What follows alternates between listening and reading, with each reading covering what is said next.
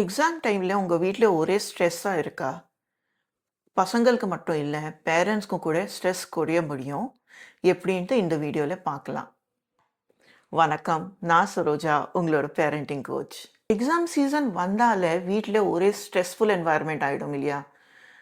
குழந்தைகளுக்கு மார்க்ஸ் மேல கவலை, பேரண்ட்ஸ்க்கு குழந்தைகளோட ஃபியூச்சர் பத்தி கவலை.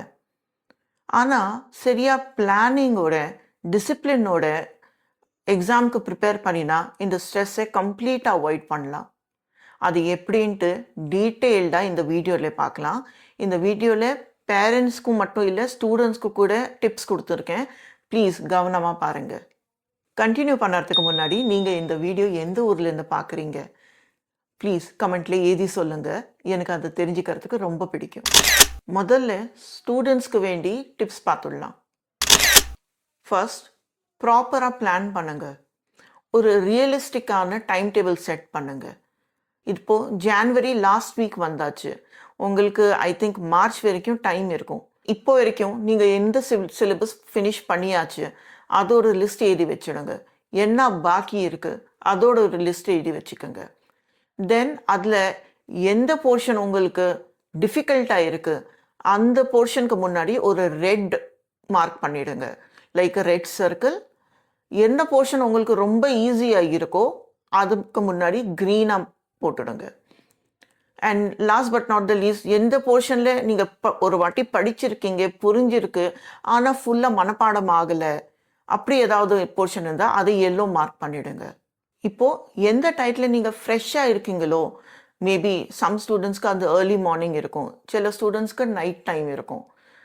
பட் நீங்கள் எப்போ ஃப்ரெஷ் அண்ட் அவேக் அண்ட் அட்டென்டிவாக அலர்ட்டாக ஃபீல் பண்ணுறீங்களோ அப்போது ரெட் மார்க் பண்ணியிருக்கீங்களே அந்த டிஃபிகல்ட்டான சப்ஜெக்ட் முதல்ல அது முடிங்க.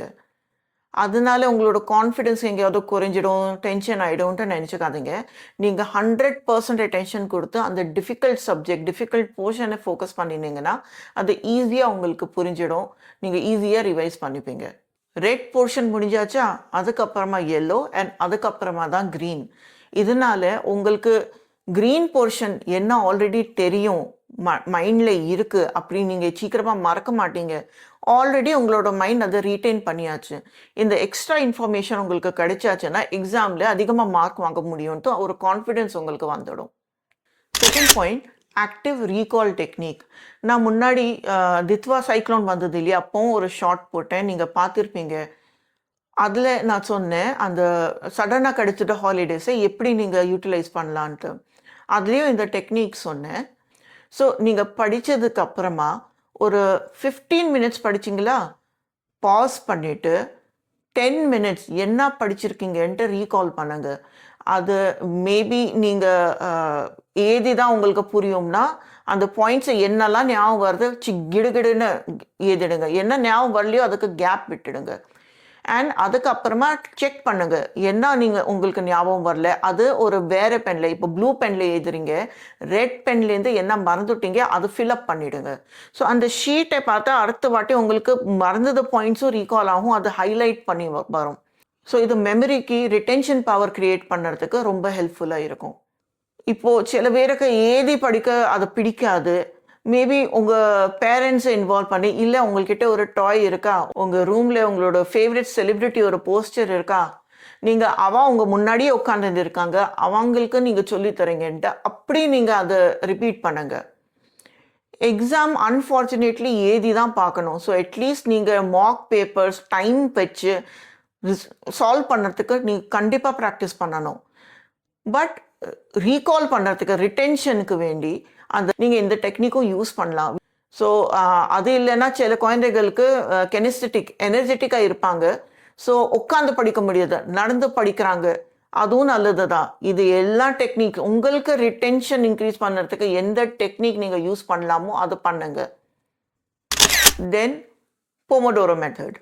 பேசிக்லி நீங்கள் ஒரு ஆக்டிவிட்டிக்கு ஒரு லிமிட்டட் டைம் தான் கொடுக்கணும். அதுக்கு மேலே மைண்ட் அதில் ஃபோக்கஸ்டாக இருக்கிறதுக்கே கஷ்டமாக இருக்கும். ஸோ நீங்கள் டீவியேட் ஆவீங்க, டிஸ்ட்ராக்ட் ஆவீங்க. படிப்பு விஷயத்தில் ஒரு சப்ஜெக்ட் நீங்கள் எடுத்திருக்கீங்களா, 15 மினிட்ஸ் நான் சொன்னால் போல் ஆக்டிவ் ரீகால்க்கு வேண்டி 15 மினிட்ஸ் அதை படிச்சுட்டு ஒரு 5 நிமிஷம் நீங்கள் அது ரிட்டென்ஷனுக்கு வேண்டி ஏதி பார்க்குறீங்க, ஏதாவது ஒரு டெக்னிக் யூஸ் பண்ணி எப்படி நான் எங்கே மறக்கிறேன் அதை நீங்கள் செக் பண்ணுறீங்க. அது திருப்பி ஒரு 15 மினிட்ஸ். ஸோ இப்போது 20 மினிட்ஸ் அண்ட் 20 மினிட்ஸ் 40 மினிட்ஸ் ஆயாச்சு.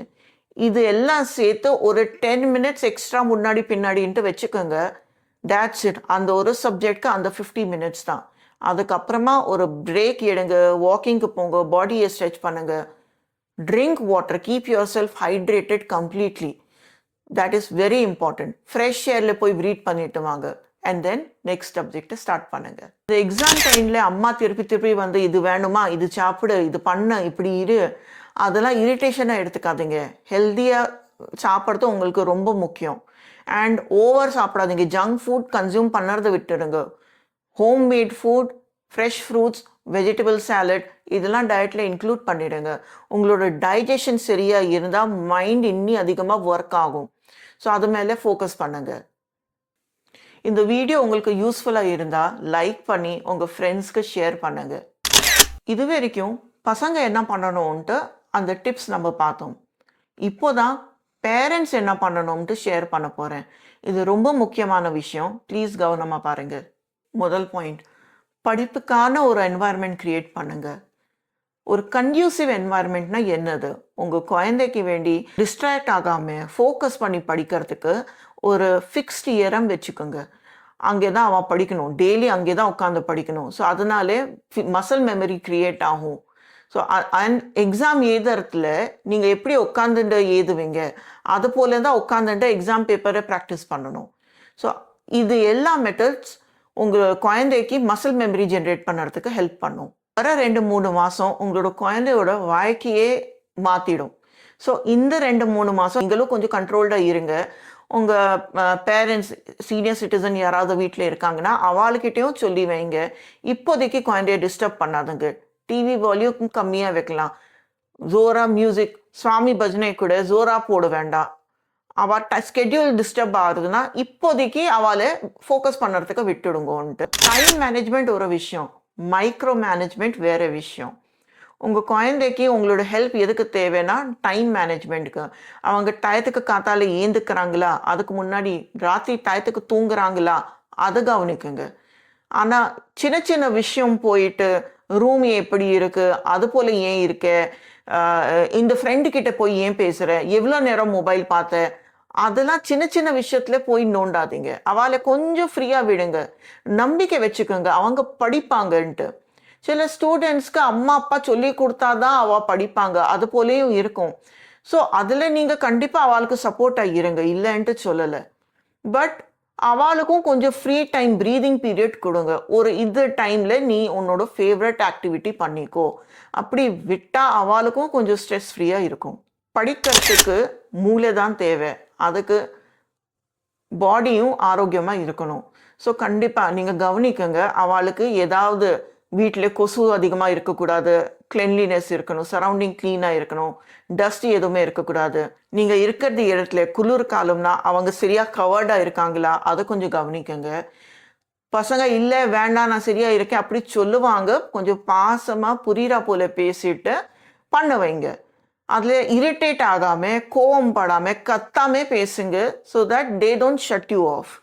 குழந்தைகளுக்கு நீங்கள் என்ன சொல்கிறீங்க அதை உடனே புரியாது, பிகாஸ் அவங்க அதை எக்ஸ்பீரியன்ஸ் பண்ணினது கிடையாது. அதுக்கு மேலே நீங்கள் கத்தி திட்டி பேசுனீங்க, உங்களோட எங்ஸைட்டி, ஸ்ட்ரெஸ், என்ன பண்ண போகிறான், மார்க்ஸ் வருமா இல்லையா, அந்த ஸ்ட்ரெஸ்ஸை நீங்கள் குழந்தை மேலே காட்டினேன். அது அவங்க பாசிட்டிவாக புரிஞ்சு ஆமாம் அம்மாக்கு ஸ்ட்ரெஸ்ஸாக இருக்குது நான் போய் படிச்சிடுறேன்ட்டு அப்படி நினைக்க மாட்டாங்க. அவங்களுக்கு நான் என்ன தப்பு பண்ணினேன், என் மேலே எதுக்கு கத்துறாங்க அப்படி நினச்சிட்டு உங்களை ஷட் ஆஃப் பண்ணிடுவாங்க. அது உங்களுக்கு தேவையே இல்லை. ஸோ ப்ளீஸ் குழந்தைகள் கிட்ட பேசுறத கவனிக்குங்க. ஆனால் அட்வைஸ் கொடுக்கறத கொஞ்சம் அவளுக்கு புரியுறா போல பேசுங்க. Most important point for the parent, emotional support. இப்போது போர்ட்ஸ் உட்கார ஸ்டூடெண்ட்ஸ் எல்லாரும் டீனேஜர்ஸில் தான் இருப்பாங்க. டீனேஜர்ஸில் இருக்கிறதுனால நிறைய இமோஷ்னல் இஷ்யூஸ் அவளுக்கு வரும். இது நல்லா தெரிஞ்ச விஷயம் தான் எல்லாருக்கும். அந்த நேரத்தில் நீ டைம் வேஸ்ட் பண்ணுற, இதை பற்றி நினைக்கிற, அப்படி பண்ணுற, அதெல்லாம் தப்பு. நீ படிப்பு மேலே தான் கவனிக்கணும். அப்படிலாம் நோண்டி பேசாதுங்க. ஜஸ்ட்டு ஒரு அட்வைஸ் போல், ஒரு ஃப்ரெண்ட்லியாக அட்வைஸ் கொடுங்க. ஓகே உன்னோட இது போல் இது டிஸ்டர்பன்ஸ் இருக்குது, அது புரியறது எனக்கு. பாரு, அவ ஃப்ரெண்ட்ஸ் எல்லாரோடையும் ஏதாவது சண்டை இருக்கு. யாரோ ஸ்கூல்ல உன்னை கேலி பண்ணினா, அப்படி ஏதாவது இருக்கா? டீச்சர்ஸ் கிட்ட பேசி சால்வ் பண்ணணுமா? சொல்லு. நான் சப்போர்ட்டுக்கு இருக்கேன். அதுக்கும் மேல ஒரு அட்வைஸ் நீங்க என்ன தர முடியும்னா, பாரு இந்த எல்லா ஃப்ரெண்ட்ஸ்ல எல்லாரும் இங்க தான் இருக்க போறாங்க. ஆனா இது வர 2, 3 மாசம் திருப்பி வராது. ஸோ இப்போதைக்கு இது மேல ஃபோக்கஸ் பண்ணு. அவாள்ட்டேருந்து உன்னை ப்ரொடெக்ட் எப்படி பண்ணணும்? ஸ்கூல்ல நான் பிக்கப் பண்ணுறதுக்கு வரட்டா? அவளை அவாய்ட் எப்படி பண்ண முடியும்? அவாள்கிட்ட பேசாம எங்களோட டைம் ஸ்பெண்ட் பண்றியா? இது போல கைடன்ஸ் குடுங்க. அவாளுக்கு வேண்டி நீங்க பிரசன்ட்டா இருங்க. 2, 3 மாசத்தோட கஷ்டம் தான். அதுக்கப்புறமா வர ரிசல்ட்னால உங்களோட குழந்தையோட வாழ்க்கை தான் இம்ப்ரூவ் ஆகும். அவாளுக்கு தான் ஒரு நல்ல ஃபியூச்சர் கிடைக்கும். ஸோ அவாளுக்கு வேண்டி இந்த சின்ன ஒரு சாக்ரிஃபைஸ், கொஞ்சம் ஹார்ட்ஷிப் நீங்க ஃபேஸ் பண்ணிக்கலாம் தானே. இமோஷனல் சப்போர்ட்லயே இன்னி ஒரு பாயிண்ட்.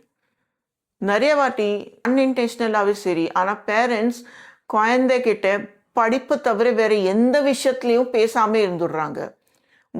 ஆஃபீஸ்லேருந்து கால் பண்ணினா இன்னைக்கு ஸ்கூலில் என்ன நடந்தது, ஹோம்ஒர்க் என்ன கிடைச்சிருக்கு, ப்ராஜெக்ட் ஒர்க் என்ன, டேட் ஷீட் கிடைச்சாச்சா, சிலபஸ் சொல்லியாச்சா, அந்த எக்ஸாம் கொடுத்தியா, அதுக்கு மார்க்ஸ்னா, இது எல்லாம் கேட்குறாங்க. இன்னைக்கு நீ என்ன பண்ணின ஸ்கூலில்? How was your day? How are you feeling? ஸ்ட்ரெஸ்ஃபுல்லாக இருக்கியா? ஏதாவது பயமாக இருக்கா? எக்ஸாம் பற்றி வேற ஏதாவது விஷயம் பற்றி பிரச்சனையாக இருக்கா? அது எதுவுமே கேட்கறது இல்லை. பேரண்ட்ஸ் மேபி ஜஸ்டிஃபை பண்ணலாம், எங்களுக்கும் ஆஃபீஸ் இருக்குது, வேலை இருக்குது, டைம் கிடைக்கிறது இல்லை, என்னெல்லாம் பேசுவோம். ஆனால் நீங்கள் இப்படி பேசுறது குழந்தையோட மைண்டில் என்னன்னா, நான் மட்டும் படித்து மார்க்ஸ் வாங்கி ரிப்போர்ட் கார்டு கொடுத்தா அம்மா அப்பா போய் எல்லாருக்கும் அதை காட்டி எங்கள் பையன் இவ்வளோ மார்க்ஸ் வாங்கியிருக்கான்ட்டு அந்த பெருமைக்கோசம் தான் என் கூட இருக்காங்க.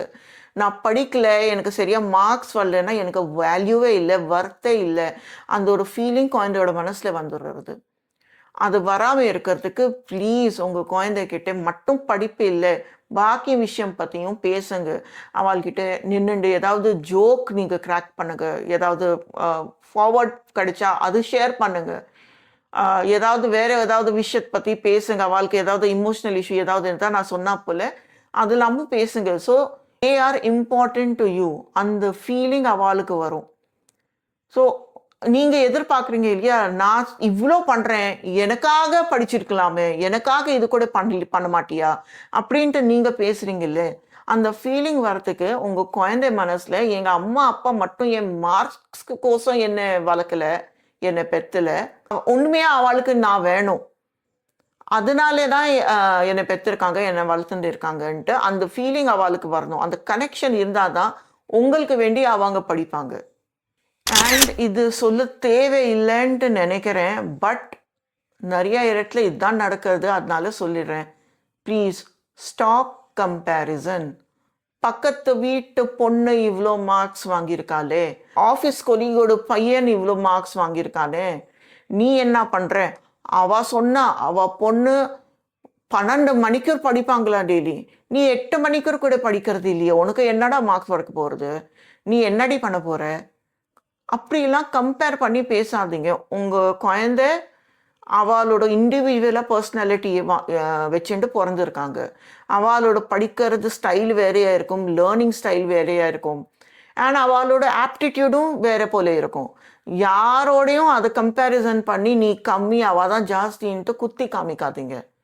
உங்கள் குழந்தையால் என்ன முடியும், கண்டிப்பாக அவள்கிட்ட இந்த பொட்டென்ஷியல் இருக்குது, எனக்கு தெரியும், நீ இவ்வளோ மார்க்ஸ் வாங்கியிருக்க இந்த சப்ஜெக்டில், உன்னால் இதுக்கு மேலேயும் மார்க்ஸ் வாங்க முடியும் எனக்கு தெரியும், நீ ஃபோக்கஸ் பண்ணி படித்தா உனக்கு வரும்ன்ட்டு எனக்கு தெரியும்மா, நீ கொஞ்சம் இன்னி முயற்சி பண்ண, இனி கொஞ்சம் நீ டெடிக்கேஷனோட டிசிப்ளினோட இருந்தால் கண்டிப்பாக முடியும். அதுபோல் மோட்டிவேட் பண்ணுங்க. அந்த மோட்டிவேஷனில் வேற யாரோடும் பேர் அங்கே கூட்டிட்டு வராதிங்க, அவளோடையே அவளை கம்பேரிசன் பண்ணுங்க, அப்போதான் மோட்டிவேஷன், இல்லைன்னா கம்பேரிசன். இந்த வித்தியாசம் ஆஸ் அ பேரண்ட் நீங்கள் புரிஞ்சுக்கணும். கடைசி அட்வைஸ் பேரண்ட்ஸ்கோசம் நான் இதுதான் சொல்லுவேன். கண்டிப்பாக அவளுக்கு மனசில் இந்த ஃபீல்டில் நான் என்டர் ஆகணும், எனக்கு இதுதான் என்னோட அம்பிஷன்ட்டு உங்கள் குழந்தை உங்கள்கிட்ட வந்து சொன்னால் அதை எப்படி அட்டெயின் பண்ணணும், அதுக்கு தேவை எப்படி டிசிப்ளினாக நான் ஹார்ட் ஒர்க் பண்ணி அதை நான் அட்டெயின் பண்ணணும், அந்த கோலை நான் அச்சீவ் பண்ணணும், அதுக்கெல்லாம் கண்டிப்பாக கைடன்ஸ் கொடுங்க. ஆனால் அந்த கோல் என்ன இருக்கணும்ன்ட்டு நீங்கள் சொல்லி கொடுக்காதீங்க. அந்த கோல் அவளை டிசைட் பண்ணிக்கட்டும். இந்த ஒரு பாயிண்ட் உங்களுக்கு ஞாபகம் இருந்ததுன்னா, உங்க வாழ்க்கையில படிப்புக்கு விஷயத்துல ஸ்ட்ரெஸ் வரவே வராது. குழந்தை படிக்குமா இல்லையா? ஏதாவது பண்ணுமா இல்லையா? அந்த ஸ்ட்ரெஸ் உங்க லைஃப்லயே வராது. அதுக்கு நான் கேரண்டி குடுக்குறேன். இந்த வீடியோ உங்களுக்கு பிடிச்சிருக்கும், ரொம்ப யூஸ்ஃபுல்லா இருக்கும்ன்ட்டு நம்புறேன். இது போல கன்டென்ட் உங்களுக்கு பிடிச்சதுன்னா, ப்ளீஸ் வீடியோவை லைக் பண்ணுங்க, சேனலை சப்ஸ்கிரைப் பண்ணுங்க. வீடியோ இன்னும் பேரண்ட்ஸ்க்கு ஷேர் பண்ணுங்க. லைக் ஸ்டூடெண்ட் சூசைட் ரேட் ஒரு ரொம்ப கம்பீரமான விஷயம். அதை எப்படி நம்ம அவாய்ட் பண்ணலாம்? அது போல நம்ம குழந்தைக்கு எந்த தப்பும் நடக்காம அவன் வாழ்க்கையில எப்படி முன்னுக்கு வரலாம், சேஃபா இருக்கலாம், ஹாப்பியா இருக்கலாம். அது நிறைய பேரண்ட்ஸ்க்கு அந்த இன்ஃபர்மேஷன் தேவை. ஸோ இந்த வீடியோவை எல்லாருக்கும் ஷேர் பண்ணுங்க please. And every Saturday 9 PM நான் லைவாக வரேன். இப்போதைக்கு நான் என்னோட எக்ஸ்பீரியன்ஸ்ல வந்தது கேஸ் ஸ்டடீஸை தான் ஷேர் பண்ணுறேன். ஆனால் நீங்கள் அந்த லைவ் செஷனை ஜாயின் பண்ணினீங்கன்னா உங்களுக்கு இருக்கிறது கேள்விகள் நீங்கள் அங்கே ஷேர் பண்ணலாம். கமெண்ட்ஸில் எது கேட்கணும், நான் கண்டிப்பாக அதுக்கு பதில் கொடுப்பேன். தேங்க்யூ ஸோ மச் ஃபார் வாட்சிங் திஸ் வீடியோ. வணக்கம்.